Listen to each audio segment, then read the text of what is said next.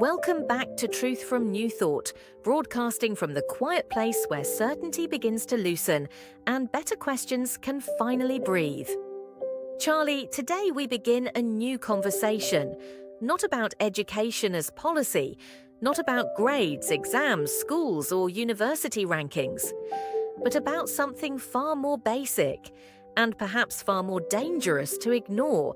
Before we reform education, before we defend it, before we reject it, before we trust it, and before we hand our children into it. What if we must first admit that we may not yet know its real task? That is a serious beginning, Alice. And I think it has to be serious, because education is one of those subjects where almost everyone already feels they know enough to have an opinion. Parents have opinions, teachers have opinions, governments have opinions, employers have opinions. Children themselves live inside the consequences of those opinions. But when something is this familiar, it can become difficult to see. That's interesting, because most people don't think of education as mysterious. They may think it is flawed, they may think it is outdated, they may think it needs reform, but mysterious? Not usually. Exactly. And that may be the first hidden problem. When something feels familiar, we often stop asking what it really is. We say, education prepares children for the future. We say, education gives children knowledge. We say, education creates opportunity. We say, education helps children succeed. All of these may contain some truth, but none of them fully answers the deeper question. What is the task of education that must not fail? Not the method, not the curriculum, not the school, not the exam, not the system, but the task. Yes, and that distinction matters. Because if the task is unclear, then every process built on top of it becomes unstable. A school can be efficient, a curriculum can be modern, a teacher can be sincere, a parent can be loving, a system can be respected. But if no one has clearly named what education must not fail, then confidence may outrun understanding. And when confidence outruns understanding in the life of a child, we should become very careful. That already sounds like a difficult book to enter. It is. And that is exactly why Book Zero exists. Book Zero is not asking the reader to accept the whole architecture immediately. It is not saying, believe this theory. It is not saying, throw away everything you know about education. It is doing something more modest, but perhaps more important. It is asking the reader not to close the door too early. That phrase matters. Not to close the door too early, because I imagine many readers may see the title Consciousness First Education and immediately react. Some may think this sounds too abstract. Some may think this is not practical. Some may think education already has enough theories. Some may think I'm too busy. I just need to know what works. And those reactions are understandable. A parent under pressure does not want another complicated theory.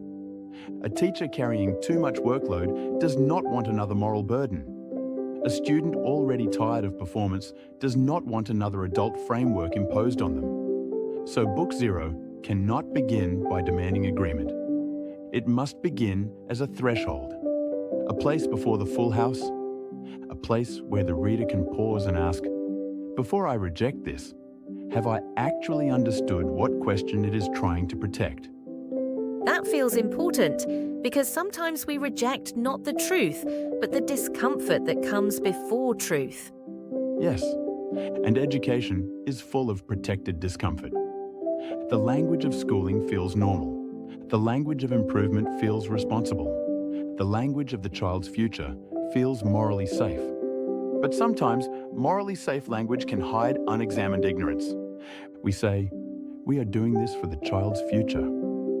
But we may not ask, what future? What kind of human being? What kind of life? What kind of responsibility? What kind of consciousness? What kind of ability? And what kind of ignorance are adults passing forward without knowing it? So Book Zero is not trying to win the argument. It is trying to prepare the reader to ask the question without running away. Exactly. And that preparation matters because the full question is not easy to bear. What is the task of education that must not fail? At first, it sounds simple, but once you sit with it, it begins to disturb many assumptions. If education's task is merely to transfer information, then artificial intelligence has already changed the ground beneath our feet. If education's task is merely to build ability, then we must ask whether ability without consciousness can become dangerous. If education's task is merely to produce success, then we must ask what kind of success may be built on confusion, comparison, fear, and borrowed ambition.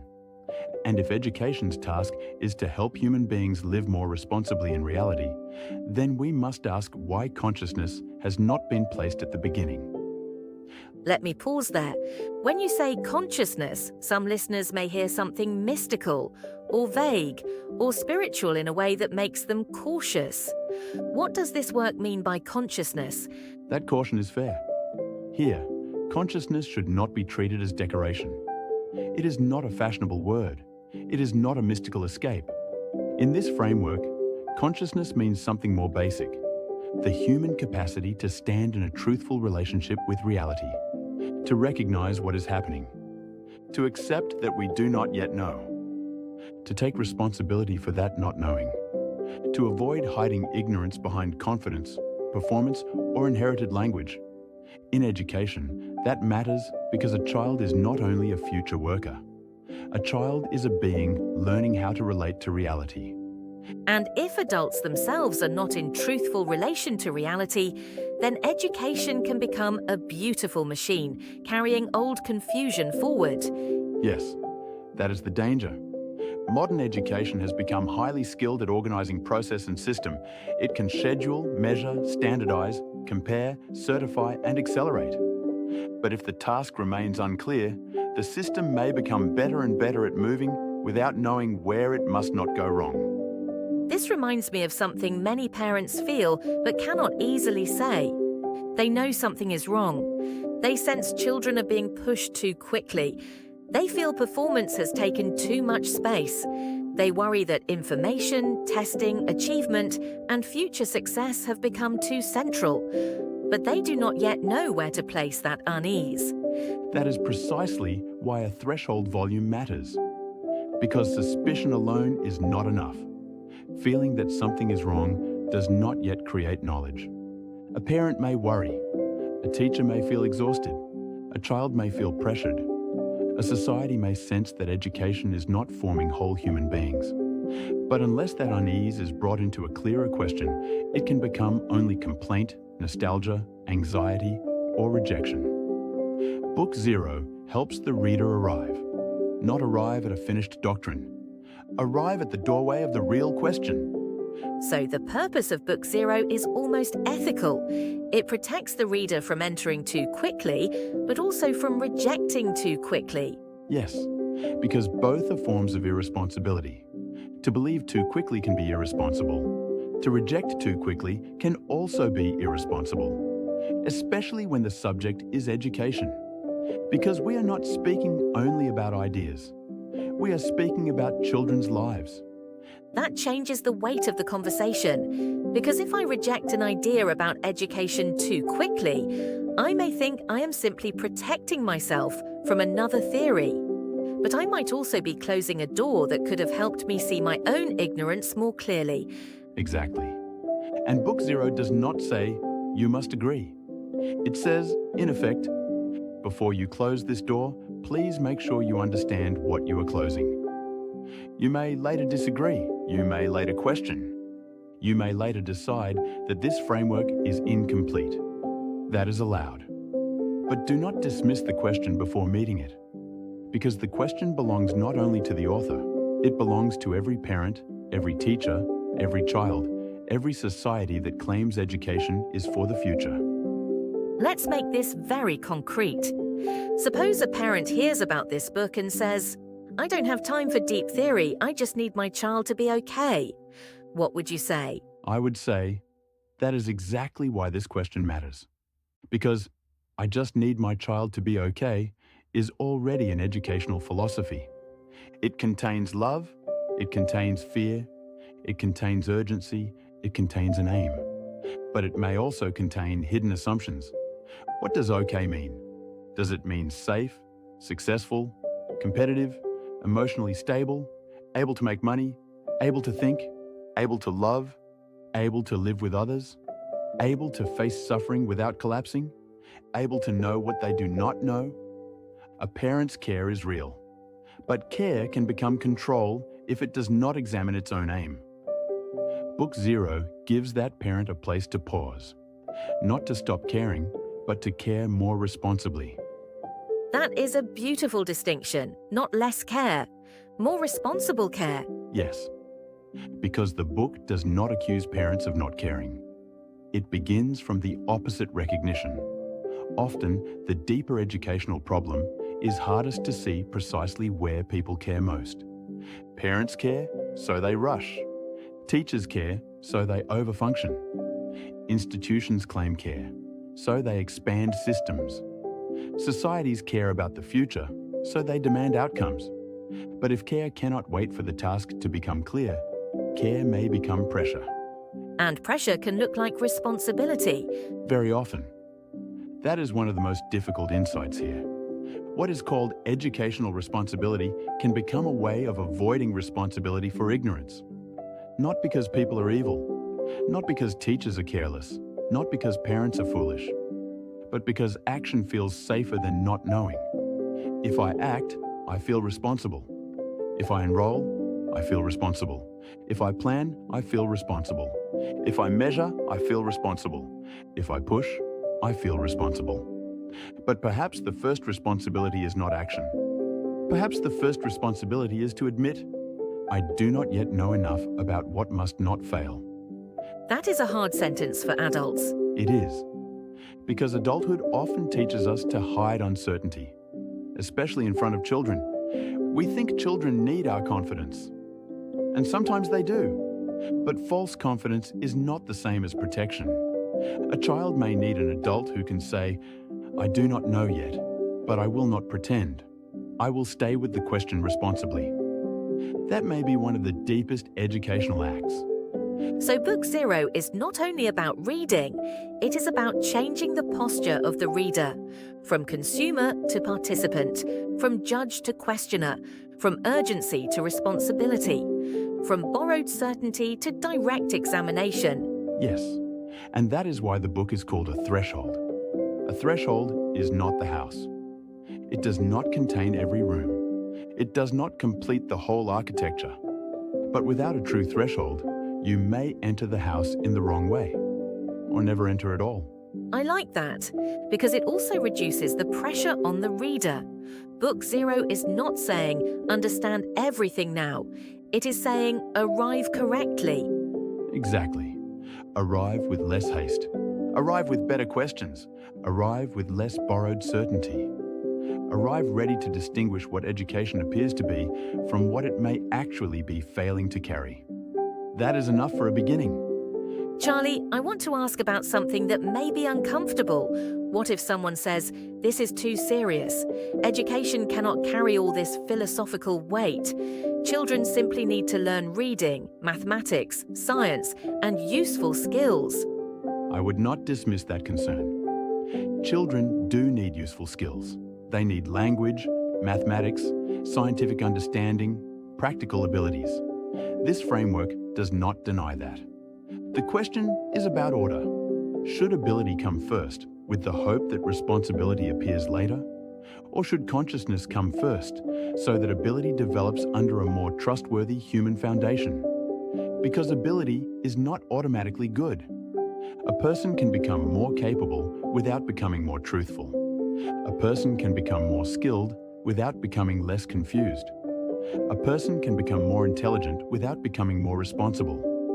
A person can learn how to succeed while still not knowing what their success is serving. So the question is not whether ability matters.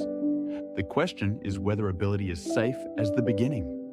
That feels especially urgent in the age of AI. It is. If machines can retrieve information faster than children, process data faster than students, and perhaps perform technical tasks more efficiently than many workers, then education cannot justify itself only by saying, "We give children information and skills." That promise is weakening. So we must ask, what remains deeply human? And the answer proposed here begins with consciousness, the capacity to face reality, uncertainty, suffering, relationship, meaning, and responsibility. Machines may process information, but they do not carry a child's fear. They do not grieve a mother. They do not ask what kind of life is worth living. They do not bear moral responsibility for the unknown future of a family. Human beings do. So perhaps human education must begin where human life is most irreducible. And Book Zero prepares the reader to consider that possibility without forcing them to accept it all at once. Yes, it opens the door. That is why I think the invitation should be very simple. Before you defend the current educational system, read Book Zero. Before you reject this framework as too abstract, read Book Zero. Before you say education is already obvious, read Book Zero. Before you decide that consciousness has no place in education, read Book Zero. Before you close the door, at least stand at the threshold. Because once the door is closed, we may not only lose a book, we may lose a question. And losing the right question can be more dangerous than lacking an answer. That sentence may stay with me. Losing the right question can be more dangerous than lacking an answer. Yes, because answers can be improved once the question is alive.